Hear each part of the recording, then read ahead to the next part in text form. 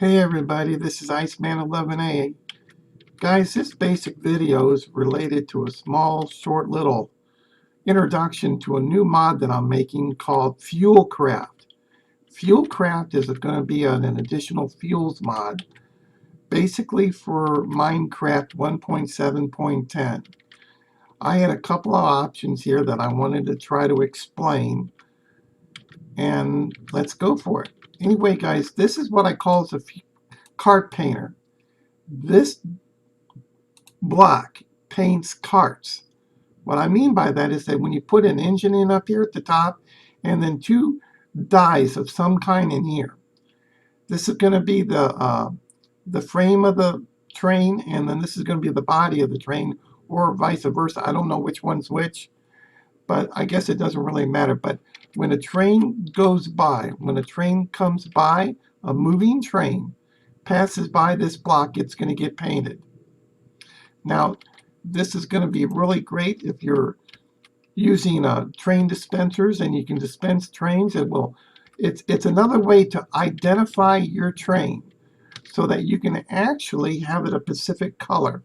So you can set up multiple train dispensers for multiple trains and have them different colors. That way you're not accidentally sending the wrong train in the wrong direction. That's all this is to make the managing the trains a little bit easier.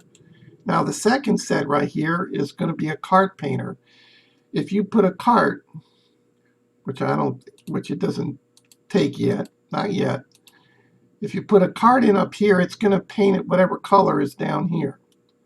So all that it has to do is that the cart passing by that's connected up to the train is also going to get painted. Okay, so that's basically all this does. This paints engines, this paints carts. Now, the other thing I wanted to show you guys was the token controller. This is pretty cool. This is a token. The token would go here. All right. Well, what happened was that when this train comes around and hits one of these tokens, it's going to stop and make sure that the token here is available. If the token is available, then it's going to go ahead and go on its merry way. But if there's other trains that are coming down these tracks, these stopping tracks, these blocks right here that you see that are not completed yet with the textures and all that, have not yet been completed yet. What happens is that these tracks are called token tracks.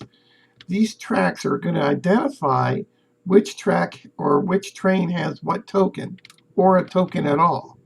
So the controller is going to be based on these tracks. These will sooner or later be tracks. So where this block is where this track would be replaced at. This piece of track would be replaced by this piece of track, which as you can see is now the pink and black block. Well, the idea is that this controller is connected up to these three pieces. Okay, when a train comes down here, it's going to stop to make sure that that token is available. If so, then it's going to go on its merry way. If not, if there's another train here, it's going to stop. If a train's here, that train is going to stop. It's going to stay here until that train is out of this intersection. When the train leaves the intersection, and here's another token track, then that means it's going to be clear, and then the controller is then going to release another train, any one of the other two trains that are available. So then it's going to let this go. But then again, if another train comes up, then it's going to lock that train in position until this train clears out this area too.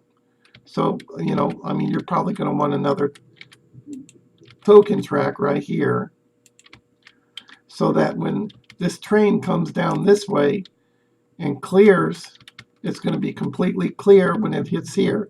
Then another train is going to be released. Since this doesn't have an incoming section, this doesn't count. It's just the outgoing stuff. But basically, that's basically what this is. The idea is for a lot more control over your trains without a very complex system. Now, Railcraft is a great mod. It's my most favorite mod that I love playing with. But I set up Fuelcraft for a reason. Okay, I'm not going to state what the reason is, but I had some problems with some other coders, and well, it's been a pain in the butt. But basically, guys, that's what I wanted to explain, so that some of my coders will get some kind of an idea about exactly what needs to be done and what needs to take place. But I will be doing a mod spotlight on this as soon as I can get it released. I'm kind of hoping that it's going to be within the next month. I'm hoping for it. But as you can tell, there's all kinds of blocks from my world, some brand new machines. There's an oil producer. There's a tap oil producer. There's a diesel producer. This producer produces diesel oil. There's some new ores: black diamond ore, red core ore, core coal ore, and then corbamite ore.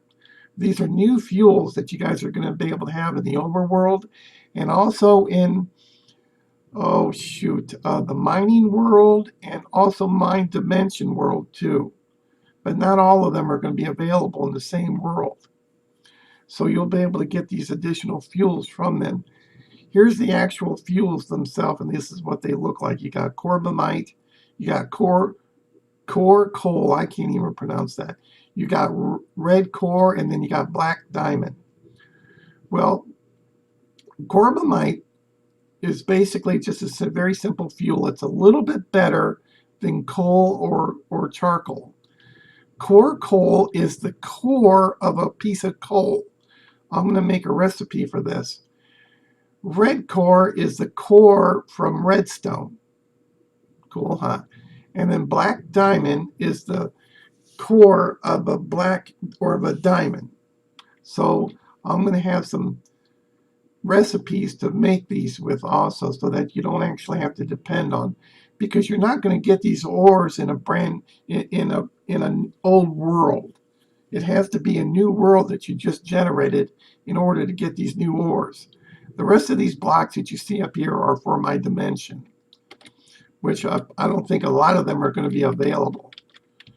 But anyway, whoops, let me get this some light here. But basically, that's what's going on. Thank you very much for your time. Iceman 11A here.